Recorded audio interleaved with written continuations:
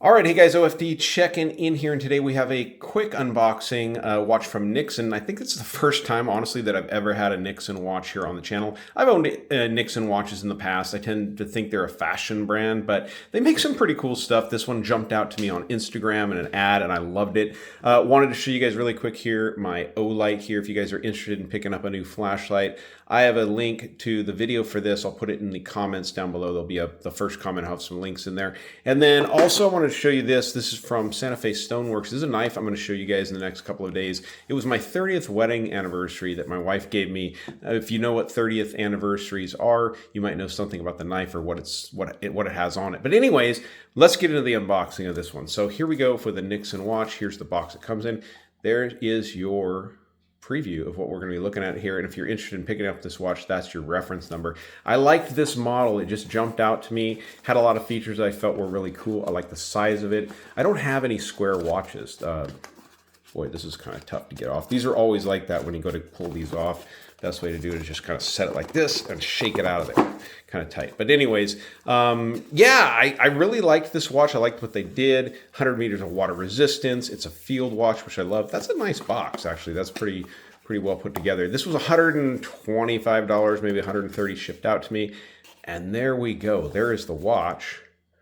That is super cool looking. Definitely a darker green than I thought. Looking at the pictures online, it looked like more of a kind of a black case, a distressed black case with some green showing through, but definitely more green on this one. And being a forestry guy, being a tree guy, I am an arborist, it's pretty cool.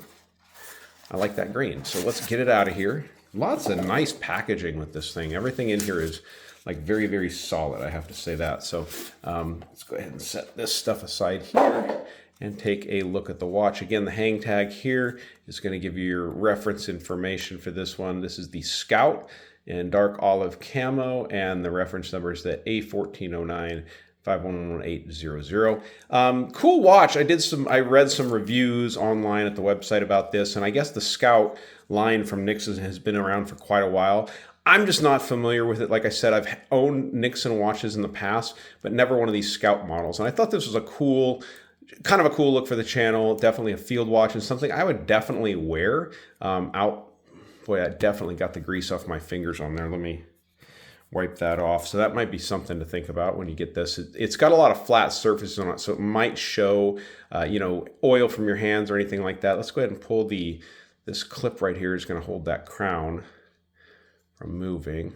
These are sometimes, my big clumsy fingers, a little bit hard to get off. There it goes. We'll push in that crown. We should see that second hand start to tick there. That's kind of cool. It doesn't have actually any seconds indicators besides those internal ones there for the 15, 20 seconds. And you got your hour indicators here. So it's not going to be really a big concern for anybody whether that second hand is actually nailing the indices. Although when it hits the 5 like that, it looked like it was pretty much centered. Let's see what the 6. Looks pretty good there. So nothing you're going to worry about there, but really cool little watch. I'm going to grab my caliper really quickly so we can get the size dimensions out of the way, and then I'll talk about materials, movement, and all that kind of stuff. All right, we got the caliper fired up, and size-wise on this watch, I think they said it's 35. So yep, straight up 35 millimeters, lug to lug. It's probably going to be a little bit short. You're looking at a 40.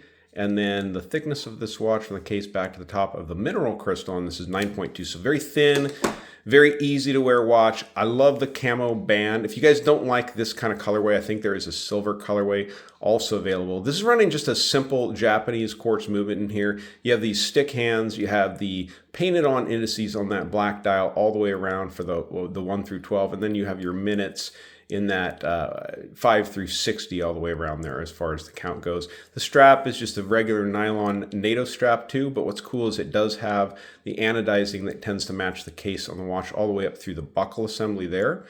I'm going to pull this off so you guys can take a quick look at the back of the case.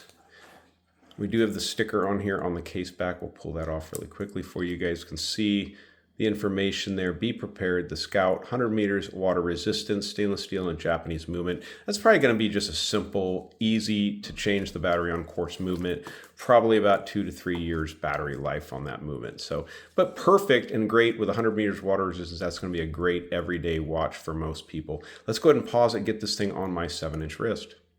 All right, so here's the watch on my 7-inch wrist, and most tank watches will wear this way. I think at first you probably thought, wow, 35 millimeters, it's going to be a small watch. It doesn't wear small. It wears just like it should, especially with that 40, almost 41 lug to lug. This watch wears extremely well. 9 millimeters of thinness on that case means that that NATO strap or that nylon strap running underneath the case isn't going to be a bother. And I do like this kind of knockoff, or not knockoff, but kind of a Zulu-esque style strap here with these heavy duty rings. I think it just adds to the overall toughness of the watch.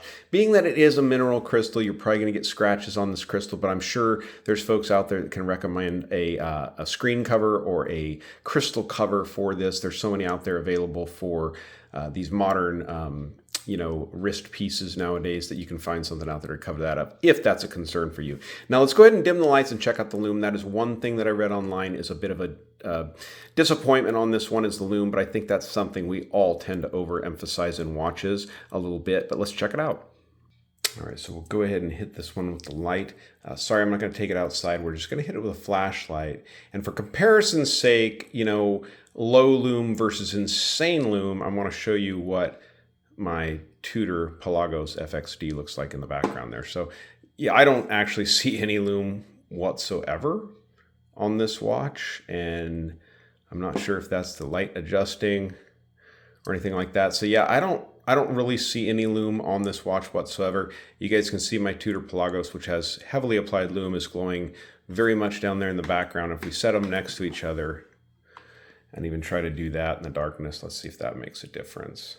But I don't think there's actually any Lume, possibly whatsoever, on the NIXON, which for a field watch is a bit of a disappointment. But honestly, I'm not doing field activities, so I can wear this watch during the day when I can read the dial. So interesting. Let's bring the lights up and close out this video. All right, so for me, if there's going to be a deal killer on this watch, for a lot of us watch guys, it's going to be that Lume. Now, if Lume is not important to you and you just want a good watch for daily use, this is going to be a great watch. It's going to get the job done. One of the things I was thinking about when I kind of read the information about the Lume on, wouldn't it be fun to get one of these, take it apart, and maybe add Lume, right? Pull this movement out of here and add Lume to these hands, possibly. I don't know. I'm going to see how much Lume costs online and see if that's possibly something I want to do. I don't need to do all of the indices. I think just being able to read the hands is really the important part of it. And you could put a little Lume tip on that second hand there too, which would be kind of cool. Let me know down below in the comments what you think of the NIXON Scout. If you've ever owned a NIXON watches, if you'd never own a NIXON watch because you're like, they're just crappy fashion watches, just let me know in the comments what you think.